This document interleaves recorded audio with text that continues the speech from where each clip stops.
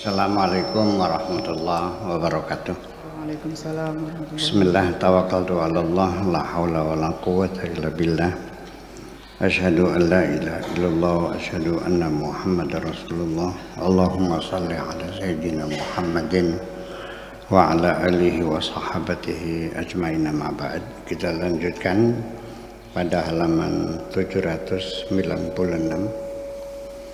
Bismillahirrahmanirrahim. Innal Islama yahmi sum'atan nas. Islam itu, agama Islam itu melindungi nama baik orang. Nama baik siapapun itu dilindungi oleh agama Islam. Malam yazlimu, selagi mereka tidak berbuat zalim. Kalau orang itu tidak salah, ya nama baiknya dilindungi, ya ditutupi. Ini menjadi standar moral dalam kita beragama Islam, bahwa melindungi orang lain, nama baik orang lain, ya menutupi kekurangan orang lain, itu menjadi sikap tersanjung dalam beragama. Malah sampai Kanjeng Nabi menjanjikan kepada kita dengan sabdanya, man satara musliman satarallahu yaumal qiyamah. Barang siapa yang melindungi, menutupi keburukan saudaranya, maka nanti di akhirat keburukannya akan ditutupi oleh Allah Subhanahu wa Ta'ala. Itu standar moral beragama seperti itu. Tidak menceritakan keburukan orang lain. Nah, sekarang ini masing-masing pihak lagi membuka aibnya masing-masing. Yang bertengkar itu bukan orang cemen-cemen, para ulama, para habaib, para kiai, para santri. Saling buka-bukaan, nggak tahu nih dari mana belajarnya begitu tuh. Ya, selagi mereka tidak berbuat zalim. Fa in zalamu lam yastahiqu hadhil himayah. Kalau mereka zalim, salah, ya mereka tidak berhak mendapatkan pelindungan itu. Ya, lembaga perlindungan itu kan ada perlindungan saksi, ya, LPSK. Lembaga perlindungan saksi kan ada, dilindungi.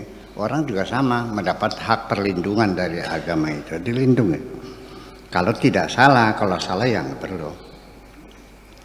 Wa udzina lil mazlum, dah diizinkan orang yang terzalimi untuk membalas, ya, untuk merespon, untuk membantah tuduhan-tuduhan yang ditujukan kepada dirinya, ya, bijahri kalimatisu, yaitu dengan kata-kata yang buruk juga, fi zalimihi, terhadap orang yang berbuat zalim.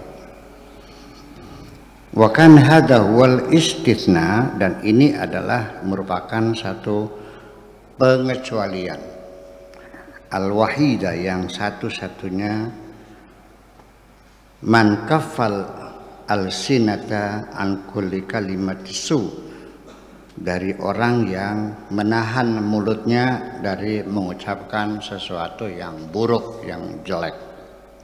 Wa hakada, dan demikianlah, ya, yuwaffiqul Islam baina hirsihi alal adli, ya, memadukan Islam itu memadukan antara niat baik, keinginan untuk menjaga keadilan, alladzi la yatiqu ma'ahu az-zulm, yang tidak sejalan dengan kezaliman, wa hirsuhu 'alal akhlaq, dan juga kesungguhan untuk melindungi moral, akhlak, alladzi yatiqu ma'ahu, ya, khadasan lil hayat, yang menyebabkan adanya luka dalam kehidupan, an-nafsi, kang bangsa jiwa, artinya bisa menyakiti hati seseorang, wal istimaiyah, dan juga menyakiti hati masyarakat umumnya.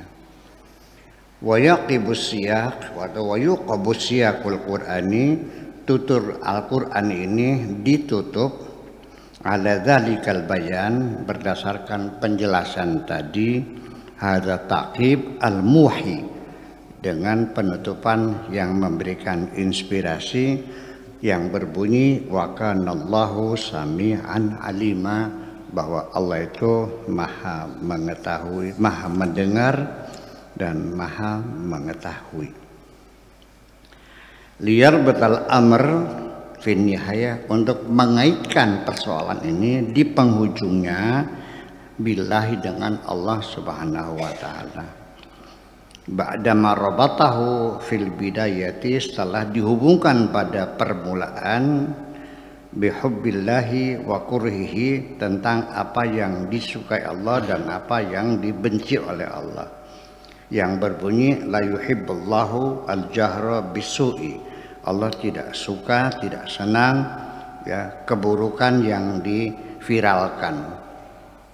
Wal yusyra al-qalb, dan juga untuk memberikan, menyadarkan hati al-manusia al-bashari, anna maradda taqdirin niyati, bahwa mengembalikan ya penghargaan niat, wal ba'is, dan yang sebagai motivasi pendorong, wa taqdir al-qaul wal ittiham, dan juga memperkirakan perkataan dan tuduhan lillahi, kepada Allah Subhanahu wa taala, yang disebut as-sami', maha mendengar, lima yuqal, terhadap apa yang dikatakan, al-alim, maha mengetahui, bima wara'ahu, apa yang di belakang apa yang diucapkan, mimma tantawi alaihi as-sudur, yang tersimpan di dalam hati kita ini semuanya.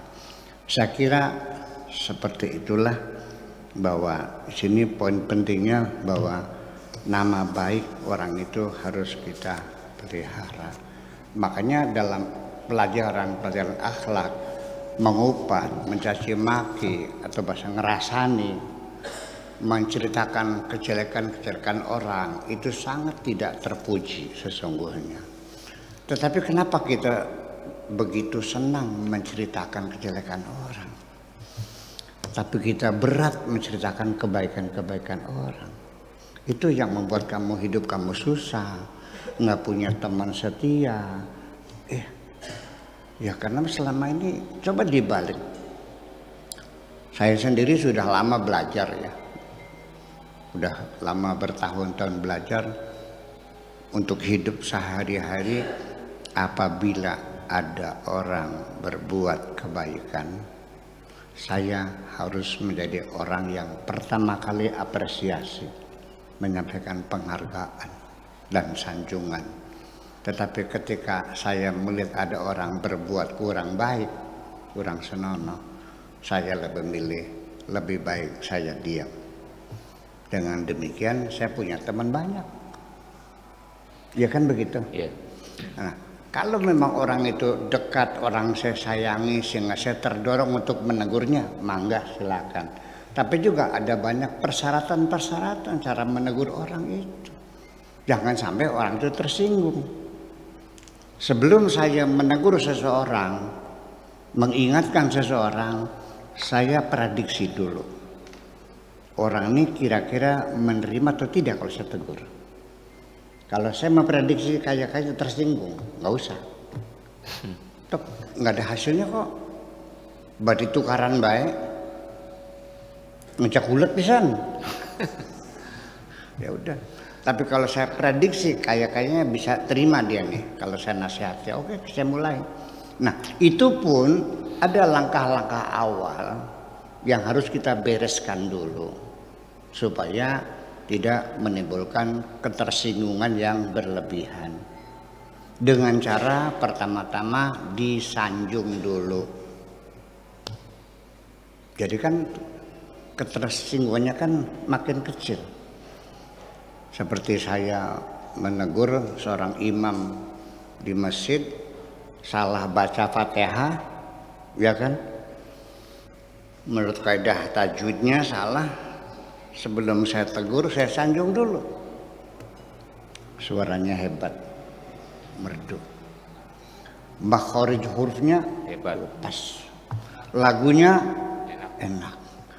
Cuma pada waktu mengucapkan iyyaka na'budu wa iyyaka nasta'inu ihdinas siratal itu nasta'inu baca nasta'ini. Nggak ada fi'il mudhari majrur tuh. Ada nggak fi'il mudhari majrur? Nggak ada. Iyyaka na'budu wa iyyaka nasta'inu. Terus itunya ihdina. Jadi iyyaka na'budu wa iyyaka nasta'inu ihdinas siratal mustaqim begitu.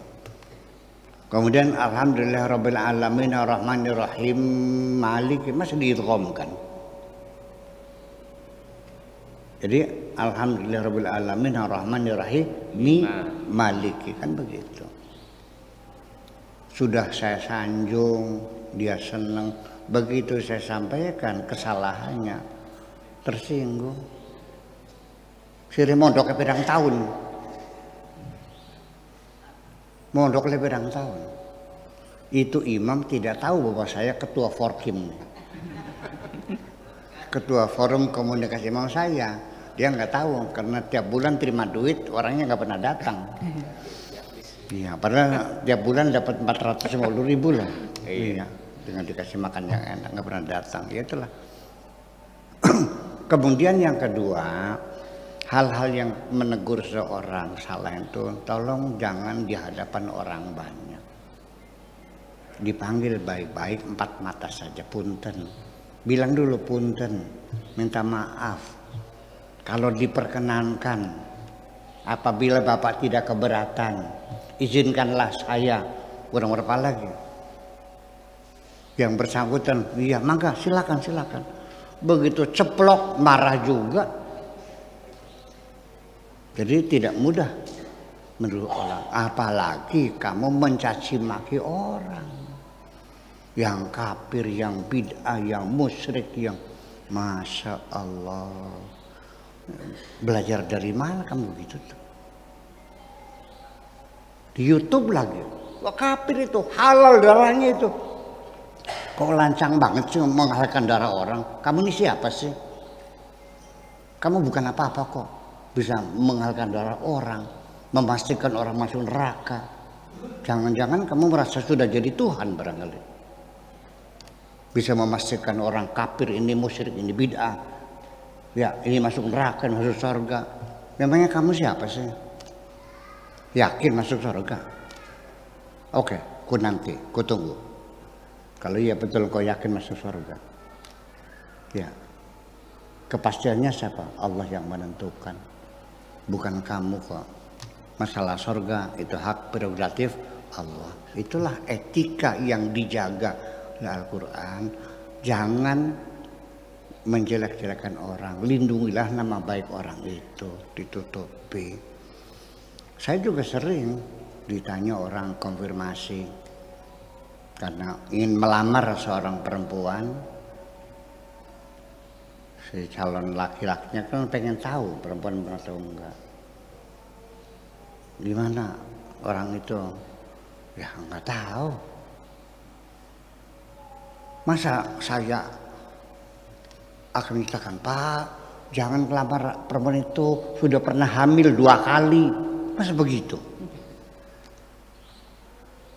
Kalaupun iya saya tahu, tidak mungkin saya akan ceritakan kok. Betul enggak? Iya dong. Ini kadang-kadang kamu merasa senang ya kalau menceritakan keburukan orang lain itu. Ketika Anda sudah merasa senang menceritakan keburukan orang lain, di hatimu ada penyakit. Terima kasih, itu aja. Assalamualaikum warahmatullahi wabarakatuh.